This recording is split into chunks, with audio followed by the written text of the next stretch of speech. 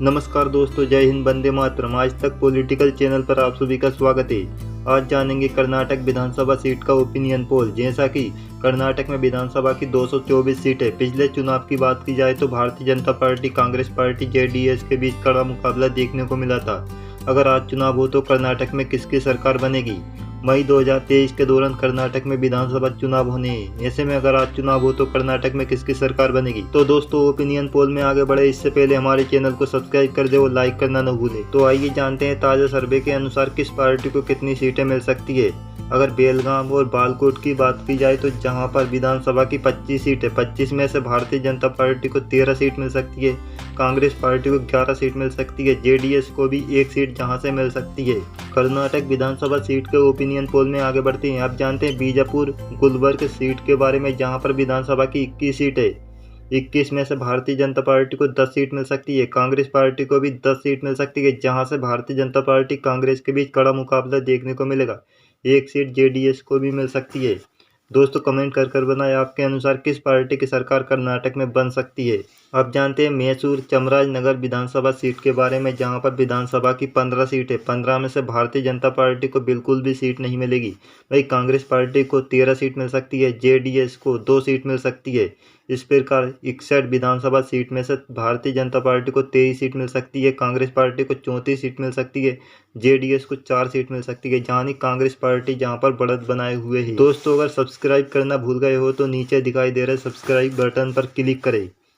अब जानते हैं मांड्या और हासन विधानसभा सीट के बारे में, जहां पर विधानसभा की 14 सीट है, 14 में से भारतीय जनता पार्टी को बिल्कुल भी सीट नहीं मिलेगी। वहीं कांग्रेस पार्टी को 5 सीट मिल सकती है, जेडीएस को 9 सीट मिल सकती है। इस प्रकार 75 विधानसभा सीट में से भारतीय जनता पार्टी को 23 सीट कांग्रेस ने बढ़त बना हुए और 39 सीट के साथ वहीं जेडीएस को 13 सीट मिल सकती है। अब जानते हैं बेंगलुरु ग्रामीण और शहरी क्षेत्र की विधानसभा सीट के बारे में, जहां पर विधानसभा की कुल 36 सीटें, 36 में से भारतीय जनता पार्टी को 17 सीट मिल सकती है, कांग्रेस पार्टी को 15 सीट मिल सकती है, वहीं जनता दल सेकुलर को 4 सीट मिल सकती है। तो दोस्तों, कमेंट में यह भी बताएं किस राज्य का अगला वीडियो आपको चाहिए। अब जानते हैं चिकबल्लापुर कोलार असेंबली सीट का ओपिनियन पोल, जहां पर असेंबली सीट 11 है, 11 में से भारतीय जनता पार्टी 2 सीट जीत सकती है, कांग्रेस पार्टी 5 सीट जीत सकती है, जनता दल सेकुलर 4 सीट जीत सकती है। यानी 122 विधानसभा सीट में से भारतीय जनता पार्टी 42 सीट जीत सकती है, कांग्रेस पार्टी 59 सीट जीत सकती है, जेडीएस को 21 सीट मिल सकती है। ओपिनियन पोल में आगे बढ़ते हैं। आप जानते हैं चिकमंगलुरु तुमकर विधानसभा सीट के बारे में, जहां पर विधानसभा की 16 सीट है, 16 में से भारतीय जनता पार्टी को 6 सीट मिल सकती है, कांग्रेस पार्टी को 5 सीट मिल सकती है, जेडीएस को 4 सीट, अन्य को भी 1 सीट मिल सकती है। जहां से दोस्तों, अगर आप किसी राज्य का ओपिनियन पोल जानना चाहते हैं या लोकसभा सीट का ओपिनियन पोल जानना चाहते हैं तो हमारे चैनल पर जाकर देख सकते हैं। सभी राज्य लोकसभा सीट का ओपिनियन पोल का वीडियो हमने अपलोड किया है। बीदर रायचूर असेंबली सीट की बात की जाए तो जहां पर असेंबली सीट 13 है, 13 में से भारतीय जनता पार्टी को 4 सीट मिल सकती है, कांग्रेस पार्टी को 7 सीट मिल सकती है, जेडीएस को भी 2 सीट मिल सकती है। इस प्रकार 151 लोक विधानसभा सीट में से भारतीय जनता पार्टी को 52 सीट मिल सकती है, कांग्रेस पार्टी को 71, जेडीएस को 27, अन्य को 1 सीट मिल सकती है।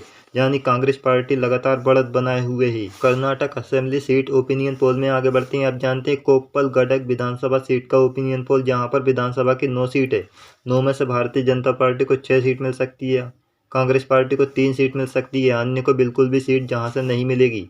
दोस्तों, सब्सक्राइब कर दे और लाइक करना ना भूलें। अब जानते हैं धारवाड़ और उत्तरी कन्नड़ जिले की विधानसभा सीट के बारे में, जहां पर विधानसभा की 13 सीट है, 13 में से भारतीय जनता पार्टी को 7 सीट मिल सकती है, कांग्रेस पार्टी को 4 सीट मिल सकती है, जेडीएस को जहां से 2 सीट मिल सकती है। यानी अभी भी कर्नाटक में कांग्रेस पार्टी बढ़त बनाए हुए है। अब जानते हैं हावेरी बेल्लारी जिले की असेंबली सीट के बारे में, जहाँ पर 15 असेंबली सीट है, जिसमें से भारतीय जनता पार्टी को 12 सीट मिल सकती है, कांग्रेस पार्टी को 3 सीट मिल सकती है।